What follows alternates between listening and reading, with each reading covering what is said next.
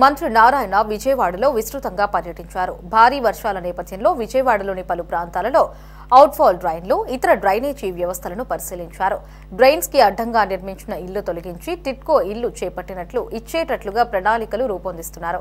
అయితే నారాయణ మరికొంతమంది డ్రైన్లను పూడ్చి ప్రహరీ గోడలు కూడా నిర్మించారని, వాటిని కూడా తొలగిస్తామని చెప్పారు. 6 నెలల్లో విజయవాడలో డ్రైన్ల సమస్యకు శాశ్వత పరిష్కారం చూపిస్తామన్నారు. బుడమేరు ఆక్రమణల తొలగింపునకు చర్యలు తీసుకుంటామని మంత్రి నారాయణ చెప్పారు.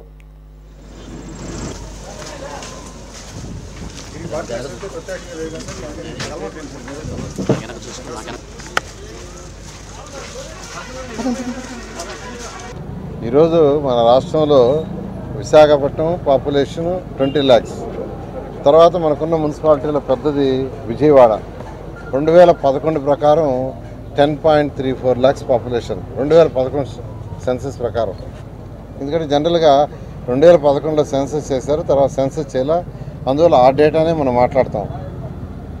అయితే రోజు రోజుకి సిటీలు పెరుగుతూ ఉంటాయి. పెరుగుతూ ఉండేటప్పుడు దాన్ని దృష్టిలో పెట్టుకొని రాబోయే 30 సంవత్సరాలు దృష్టిలో పెట్టుకొని 2014లో 500 కోట్లు శాంక్షన్ చేశాం. అంటే రాబోయే 30 సంవత్సరాల్లో టౌన్స్ ఎలా డెవలప్ అవుతాయి, ఎంత ఎక్స్టెన్షన్ అవుద్ది, దానికి తగ్గట్టుగా డ్రైన్స్ ఎంత ఉండాలి, అవుట్ఫ్లో ఎంత ఉండాలి, ఇవన్నీ చేస్తే గత ప్రభుత్వం దాన్ని ఆపేస్తుంది. దానివల్ల అనేక ఇబ్బందులు పడుతున్నాం. ఇప్పుడు వర్షం వస్తే దాదాపు విజయవాడలో 5-6 రోడ్లు 2 అడుగులు 3 అడుగులు అవుతుంటున్నాయి. దీనికి యాక్చువల్గా ఇవాళ అధికారులని ప్రజాప్రతినిధులు తీసుకొని నేను ఈరోజు యాక్చువల్గా కొన్ని ఏరియాస్ తిరగడం జరిగిందండి. అందువల్ల ప్రజలు ఇబ్బంది పడుతున్నారు. ప్రజలు ఇబ్బంది పడకుండా ఉండటమే మా ప్రభుత్వం యొక్క లక్ష్యం. అందుకనే మీరు పర్మిషన్ ఇచ్చేయండి, ఆ డ్రైన్స్ పార్ట్ వరకు మున్సిపల్ కమిషనర్ గారు కంప్లీట్ చేస్తారని చెప్పడం జరిగింది. అదేవిధంగా పకిరగూడెం ఈ ఏరియా కూడా రావడం జరిగింది.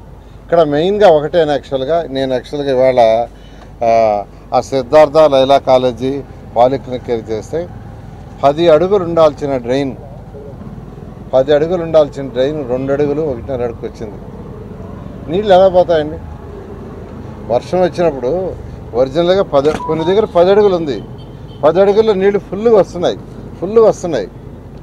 కొద్ది దగ్గరికి వచ్చాలకే 2 అడుగులు 1.5 అడుగు 1 అడుగు. ఆ నీళ్ళు ఎలా పోవాలో వెనక దంతున్నాయి.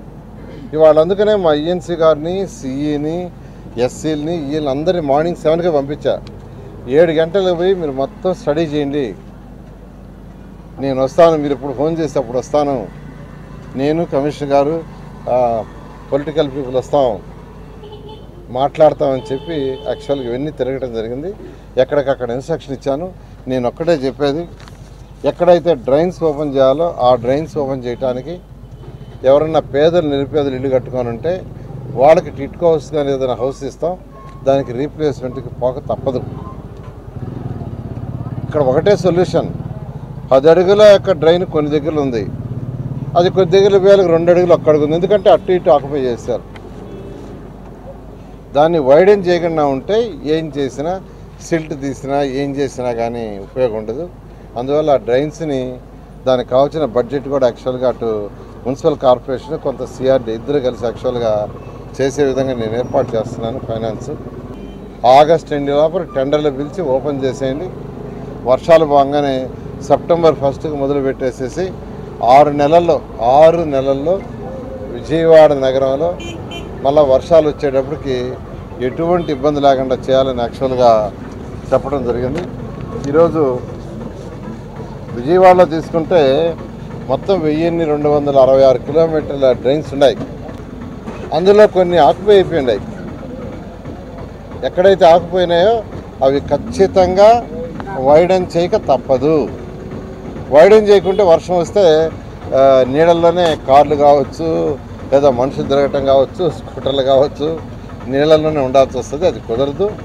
ఎందుకంటే ప్రజల యొక్క ఇబ్బందులు చూడాల్సిన బాధ్యత ప్రభుత్వం ఉంది. కాబట్టి నేను మరొకసారి విజయవాడ నగరం ప్రజలను రిక్వెస్ట్ చేస్తున్నాను, ఎవరైతే కెనాల్స్ ఆక్యుపై చేసుకొని ఉండారో, కెనాల్స్ ఆక్యుపై చేసుకున్న వాళ్ళు ఆ కెనాల్ యొక్క వెడల్పు ఎంత ఉందో అది కమిషనర్ గారు యాక్చువల్గా మార్కింగ్ చేస్తారు.